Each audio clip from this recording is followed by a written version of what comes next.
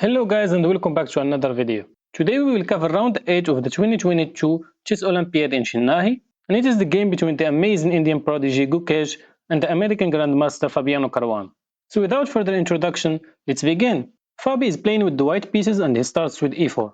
c5 by Gukesh going for the Sicilian defense, and now knight to f3, knight to c6, and here Fabi chooses to go for the Rossolimo and he goes bishop to b5, g6 by Gukesh and now short castle. Bishop to g7 and now bishop capture on c6. B capture on c6 and now rook to e1. Queen to c7, h3 and now d6. And here Fabi chooses to go for a very direct move, which is actually a very thematic idea in this type of positions, and he goes e5. And you can see here that the e5 square is covered 3 times by black, which means that this move actually gives up a pawn, but after d capture on e5, you can see now that the pawn structure of black is completely ruined. And white is definitely going to regain his pawn. Now here white goes d3, opening up his bishop, and now c4 by Gukesh. The pawn was doomed anyway, so Gukesh decides to give up the pawn, and if white wants to recapture, he has to ruin his pawn structure. And here actually black is better. Black is going to go f5, and now he's threatening to go e4, and he has a very strong initiative on the king side. And of course Fabi won't allow this, and he simply goes knight to c3. C capture on d3, and c capture on d3. Knight to h6, and now knight capture on e5. And here, if you capture with the bishop, simply the knight drops. So Gukesh goes knight to f5. Now black is threatening to capture the knight. So white goes bishop to f4, defending, and also threatening a discovery on the queen. So queen to b7. Knight to a4, eyeing the c5 square.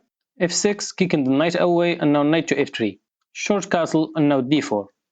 g5 by Gukesh, kicking the bishop back, bishop to h2, and now h5. Continuing the expansion on the king side. And now there is actually an immediate threat in the position. Black is threatening to go g4, so white has to stop this and he goes rook to e4. Queen to d7, and now queen to c2.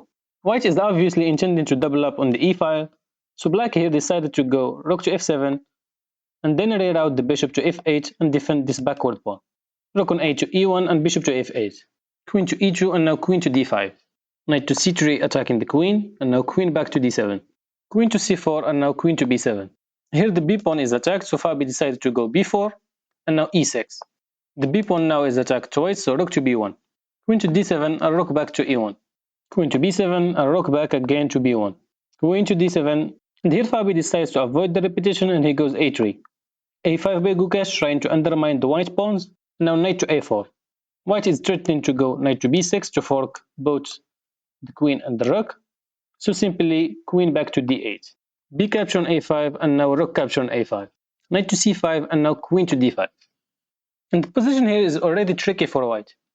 For example, if you try to exchange queens, after c capture on d5, now the rook is hit, and you can't put your rook on e3 to defend the h3 pawn because the knight covers e3, so you have to go back with your rook to e1. And now after bishop capture on c5, if you simply go rook to b8, black can go rook to f8 and defend. And if you simply capture back with the pawn, now rook capture on c5, and the black is just up a pawn for no compensation at all. So here Fabi decides to go back with his queen to e2, but now simply rook capture on a3, and again black is up a pawn and white's position is really bad. Rook to d1, and now rook on f to a7, doubling on the a5. g4 by Fabi, h capture on g4, and h capture on g4. Knight back to h6, and now bishop to g3. And now Gukesh, using his amazing calculation skills, decides it's time to crash in the center, and he simply goes e5. Of course you can't capture with the pawn because the c5 knight will drop, and also you can't stay still and do anything because black is threatening bishop to g4, pinning the knight. So Fabi here decides he has to take on e5, and now after f capture on e5, rook capture on e5, and now bishop capture on g4. If you trade queens, the endgame is just lost, so queen to d2, now queen to f3. Black is hitting the rook, so you have to do something, and now rook capture on g5. Rook to g7 blocking, and now rook to e1. Bishop to h3, threatening a mate on g2, and you have to move your bishop so the rook can defend, so here bishop to d6. Bishop capture on d6, rook capture on g7, king capture on g7, and now queen to g5 check. This is simply a hopeless attempt to try to find some perpetual, but the position is just simply lost. There is nothing you can do to save it.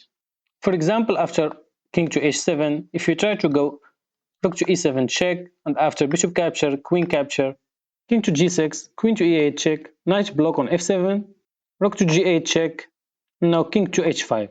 And after the queen gives a check on h7, now simply we block with the knight, and you can see that there are no more checks in the position. The black queen simply covers the f5 and the f7 square, and the white is just lost. So here Fabi goes knight to e4, and now white is threatening knight to f6 check, but Gukesh doesn't care, he simply captures on a4. And this is the position when Fabiano Caruana resigned the game, simply because there's nothing you can do. If you capture with your rook, this is actually mate in 3. After rook check, you have to block with the queen, rook take, and you block with the rook, and now just checkmate with the rook and the bishop. So Gukesh now is on 8 out of 8, he won all of his games, and this simply shows that he's one of the best players in the world. Okay guys, I hope you enjoyed this video, thank you for watching. If you are not already subscribed to my channel, please hit that subscribe button and also turn on the notification bell to get our latest videos. Thank you guys for watching and see you in the next video.